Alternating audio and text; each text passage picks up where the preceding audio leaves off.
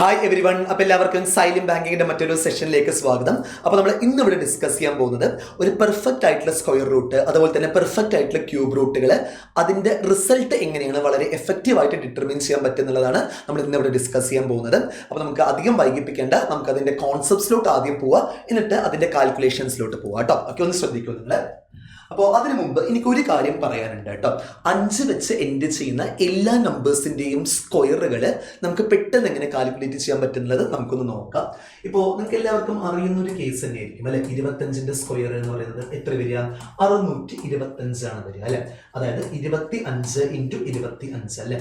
അപ്പൊ നമുക്കിത് എങ്ങനെ അത് പെട്ടെന്ന് ചെയ്തെടുക്കാന്ന് വെച്ചാല് 5 × 5 ചെയ്യാം. 5 × 5 ചെയ്താൽ നമുക്ക് കിട്ടുന്ന റിസൾട്ട് എത്ര വരിക?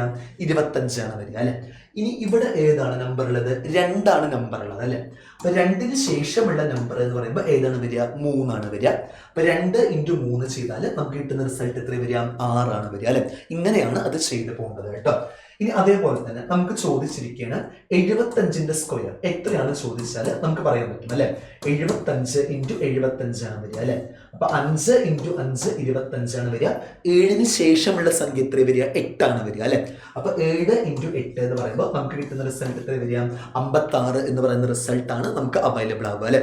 ഈ ഒരു രീതിയിലാണ് നമ്മൾ എന്ത് ചെയ്ത് പോകേണ്ടതിനെ വർക്ക്ഔട്ട് ചെയ്ത് പോകേണ്ടത് കേട്ടോ. ഓക്കെ, ശരി. അപ്പൊ 5 വെച്ച് എൻഡ് ചെയ്യുന്ന ഏതൊരു കൺസേൺഡ് ആയിട്ടുള്ള നമ്പറിന്റെ സ്ക്വയറും നമ്മൾ എന്ത് ചെയ്യാൻ പറ്റും?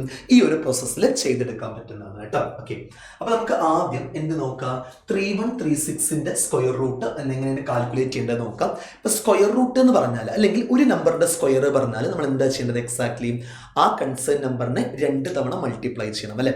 അപ്പോൾ ഒരു നമ്പറിന്റെ സ്ക്വയർ റൂട്ട് നമുക്ക് എങ്ങനെ വളരെ എഫക്റ്റീവായിട്ട് കാൽക്കുലേറ്റ് ചെയ്യാൻ പറ്റും പറഞ്ഞാൽ, അവസാനത്തെ 2 നമ്പറുകൾ ഒരു പെയറും റിമൈനിങ് വരുന്നത് നെക്സ്റ്റ് പെയർ ആയിട്ടും എടുക്കുക. ഓക്കെ, അപ്പൊ ഇതിൽ യൂണിറ്റ് പ്രൈസ് എന്ന് പറയുമ്പോൾ എത്ര പറയുന്നത്? 6 ഇതിൽ യൂണിറ്റ് പ്രൈസ് വരുന്നത് അല്ലെ. അപ്പോൾ ഒരു നമ്പറിനെ 2 തവണ മൾട്ടിപ്ലൈ ചെയ്താൽ നമുക്ക് 3136 കിട്ടുമെന്ന് പറഞ്ഞാൽ ആ കൺസേൺ നമ്പറിന്റെ യൂണിറ്റ് പ്രൈസ് എന്തിലായിരിക്കും എൻഡ് ചെയ്തിട്ടുണ്ടാവുക?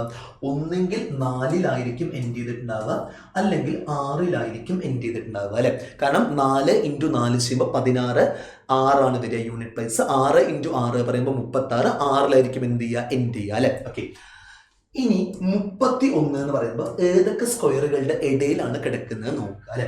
ഏതൊക്കെ സ്ക്വയറുകളുടെ ഇടയിലാണ് കിടക്കുക? 5 സ്ക്വയറിന്റെയും 6 സ്ക്വയറിന്റെയും ഇടയിലാണ് കിടക്കുക.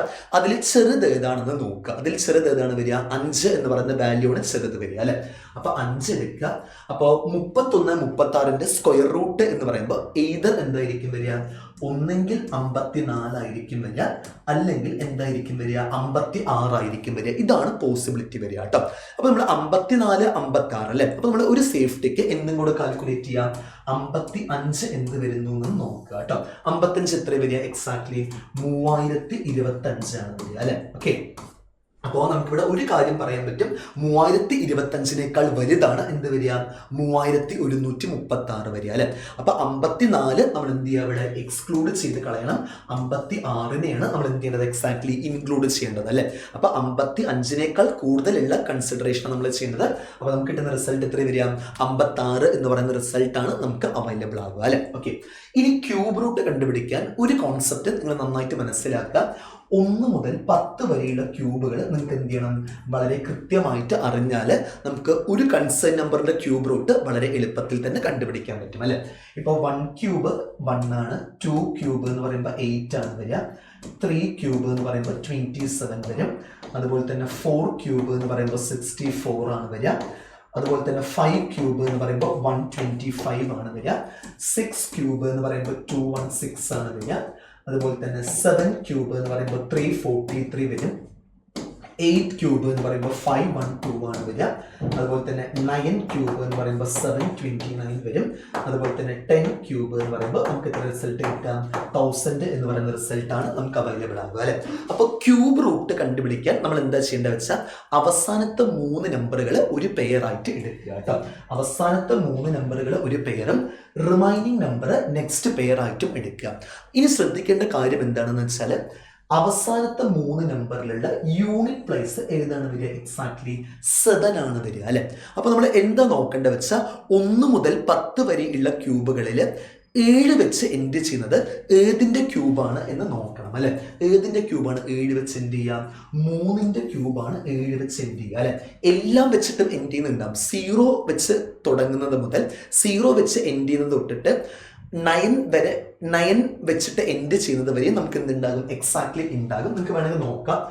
0 വെച്ച് എൻഡ് ചെയ്യുന്നത്, 1 വെച്ച് എൻഡ് ചെയ്യുന്നത്, 2 വെച്ച് എൻഡ് ചെയ്യുന്നത്, 3 വെച്ച് എൻഡ് ചെയ്യുന്നത്, 4 വെച്ച് എൻഡ് ചെയ്യുന്നത്, 5 വെച്ച് എൻഡ് ചെയ്യുന്നത്, 6 വെച്ച് എൻഡ് ചെയ്യുന്നത്, ഇപ്പൊ നമ്മൾ നോക്കിയത് 7 വെച്ച് എൻഡ് ചെയ്യുന്നത്, 8 വെച്ചിട്ട് എൻഡ് ചെയ്യുന്നത്, അതുപോലെ തന്നെ 9 വെച്ചിട്ട് എൻഡ് ചെയ്യുന്നത്.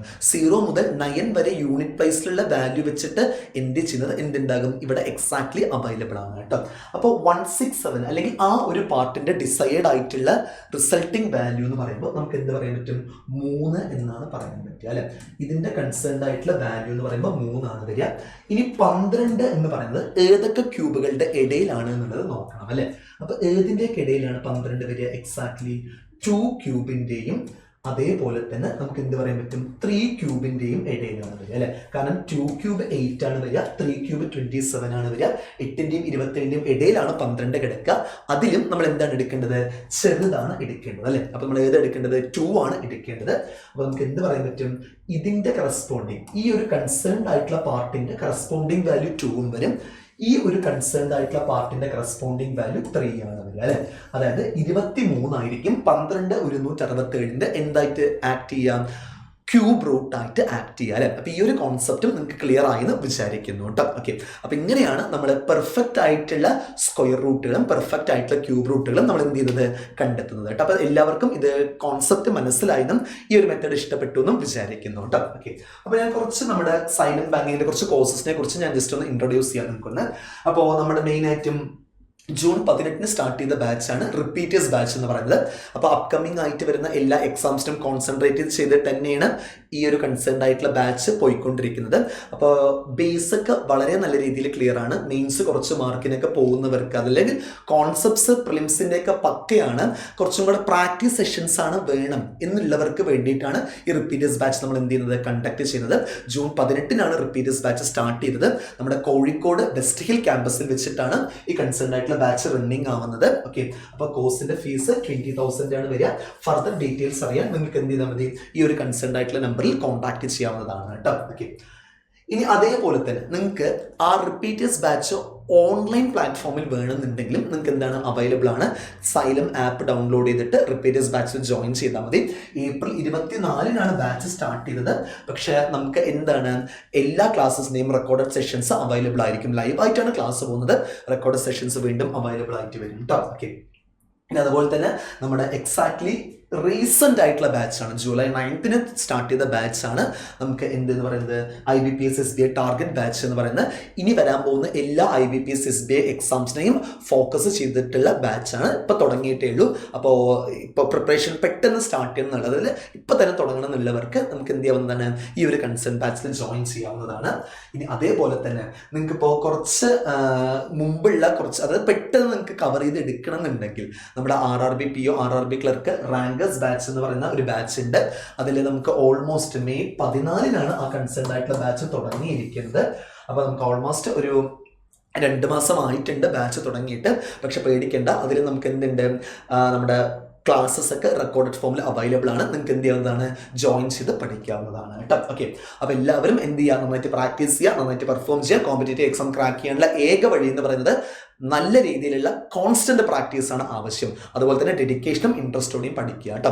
അപ്പോൾ എല്ലാവരും നന്നായിട്ട് പ്രിപ്പയർ ചെയ്ത് പോവാം. അപ്പോൾ ഈ ഒരു സെഷൻ നിങ്ങൾക്ക് യൂസ്ഫുൾ ആയിട്ടുണ്ടെങ്കിൽ ജസ്റ്റ് ഒന്ന് കമന്റ് ചെയ്ത് പോവാം കേട്ടോ. അപ്പോൾ ഓക്കെ സ്റ്റുഡൻസ്, അപ്പോൾ ബൈ കേട്ടോ.